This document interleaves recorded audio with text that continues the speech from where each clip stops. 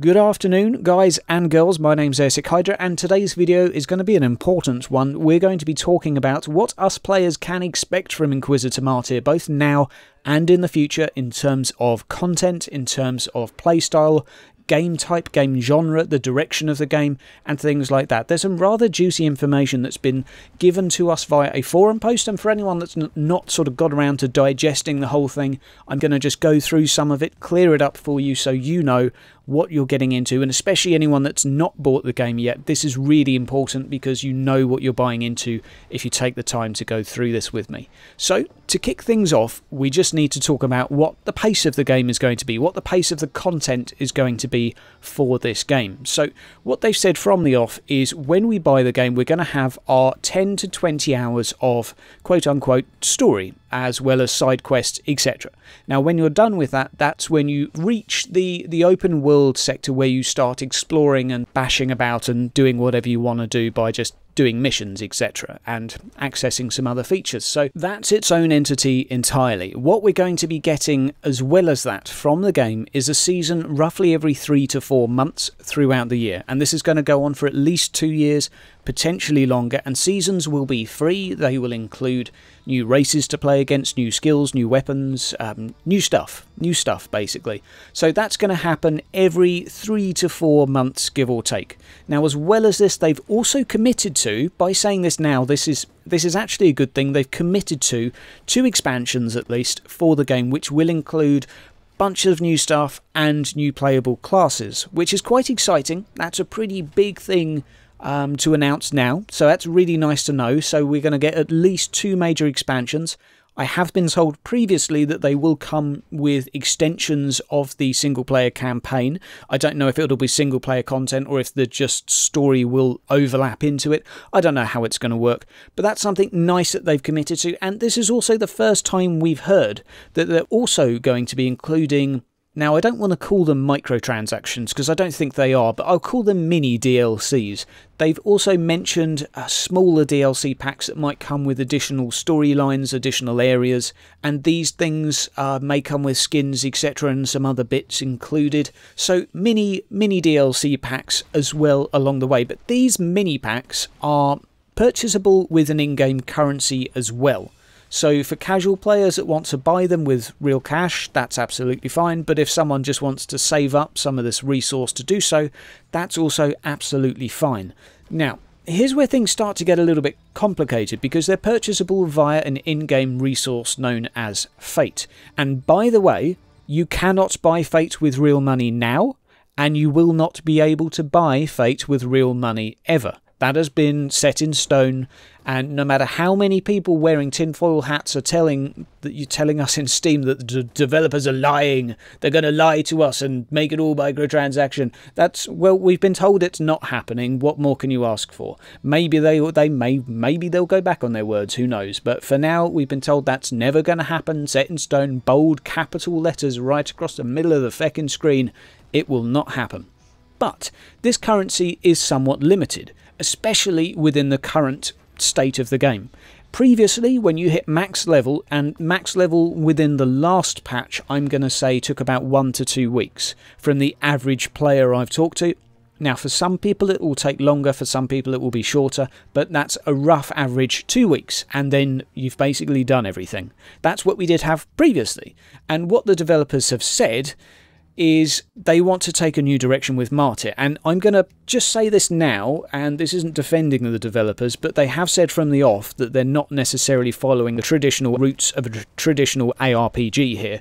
And for anyone that's played the previous games from Neocore, they do not do traditional. They are an indie developer that even Van Helsing had a lot of quirky stuff in it, so anyone that's come here expecting a Diablo reskin, no chance. It's not within Neocore's sort of chemistry to come up with something that traditional.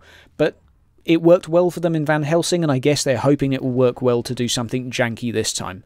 So what the game is going to actually be like is a little bit more like an MMO.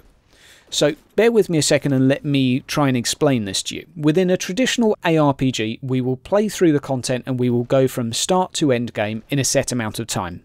Then, at that point in time, you reach the quote-unquote end game. And what that means is you do the bit you've already done with enemies with a higher percentage health, and you get smaller and smaller and smaller percentages to get chances of loot. That's a traditional ARPG for you. In a nutshell, play the same stuff again, please, make it a little bit harder, please, and make it even harder for me to find what I want to get, please.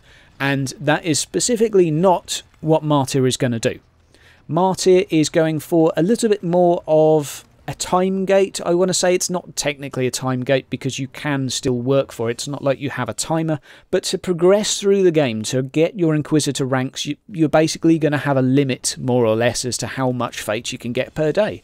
Now, yes, you could play lots and lots and lots of missions and get that little bit of extra fate and grind a bit faster than someone else, but the reason they want to do this is because when a player gets to the end, there's not going to be anything extra to do. So anyone that's feeling salty that they can't plough through the content in a week and get to the end, the reason the developers don't want players to do this is because you'll get to the end and have nothing to do. So that is their sole motivation and reasoning for this. It's not to make anyone pay out hard-earned real cash to skip ahead, because you're not skipping ahead to get to anything. The actual game of Inquisitor Martyr is the journey, if that makes sense. The leveling experience is the game. The idea is that you don't let players level too quickly, so they're not sat waiting for the next season for another 2 months or so. And that being said, they're obviously still playing with numbers, so there's going to be a very hard balance here between getting the progression just about right so we can progress through and we don't feel like we're grinding our nuts off, and then sort of at least making us feel rewarded so we're not having to slog through content. And that's going to be a fine line, and not everyone's going to like this. But one thing to make really clear is that by getting to the end of the sector, I think the only thing you get access to is one more mission type, which is going to be like an arena leaderboard where once you've reached the end, you can compete to see who can stay alive the longest in a certain area. That's pretty much the only thing you get access to by getting to the end. You get relic weapons getting sort of 3/4 of the way to the end, and then you start sort of playing about with them. So yeah, they'll take maybe a few weeks to get to, but again, I would say this will feel to some players a little bit more like an MMO, where you're going to come on each day. Well, not every day, you can come on whenever the hell you want. You'll do a little bit of work, you'll get your daily quests done, you'll do a few missions, and that's where you will also do the quote-unquote other stuff. So once you've done your daily quests and all of your stuff you typically log on an MMO to do, that's when you'll also think about maybe having a go at the glory leaderboards, the events which they're adding into the game every couple of weeks. We don't know what events are going to be, but they're going to be, let's say, specific tasks for that particular week to try and do that will come with their own rewards, etc. We don't know what they include, but there's going to be different aspects of the game to do aside from just grinding. So what I'm trying to explain here is that yes, at the moment we don't have that colourful collage of exciting stuff to be doing, but that is their aim. That is their aim, to make the actual levelling experience of the game itself. The aim of the game is not to rush to the end and then start the game. The game is the levelling process. So a very, very different take on an ARPG, and I have to say, many people may not like that. I'm okay with it because I don't like reaching endgame and just getting continually lower percentage chances at getting gear. I've done that plenty in Diablo for the last 5-6 years or whatever. It's incredibly boring because that's all there is to the game. It's a very shallow, superficial game at the end of the day. You play through a very limited amount of content and then you do it again and again and again and again and again and again and again to get tiny, tiny, tiny bits of better gear. And some players want to do that, which is fine, but Inquisitor Martyr isn't going to do it. So there you go. But for now, it does mean that we're going to be a little bit, well, we're going to be slogging our way through getting fairly minimal amounts of fate. It's currently, I think, 2 per mission, but it goes up by 1 for every plus 50 difficulty, so it's quite reasonable you're going to be getting sort of 5 to 7 fate per mission. Obviously, any purples you get, you can sell, you can craft purples and sell those as well, but again, we can now see why these crafting timers are in place as well. They're just trying to find a way to slow progression so players can't plough through the content, get to the end and realise that there's nothing to do. But, guys, I want to know what you think of this system. It's a very bold step for an ARPG. I think we can all agree that this is something that is kind of unheard of, I think, for the ARPG genre. So I'd like to know what you guys think. Does the idea of playing a ARPG which has kind of MMO-ish features, does that excite you? Or are you just put off by this and sort of, whoa, I'd rather just complete the game in X amount of time and then go away and play something else? Guys, that's what you can expect from this game. That's what you can expect from the developers. Once again, no microtransactions for Fate, but if you want to don your tinfoil hat and accuse the developers of lying to your face, go ahead and do so. Guys and girls, you've been listening to Airsick Hydra. Have yourself a fantastic day.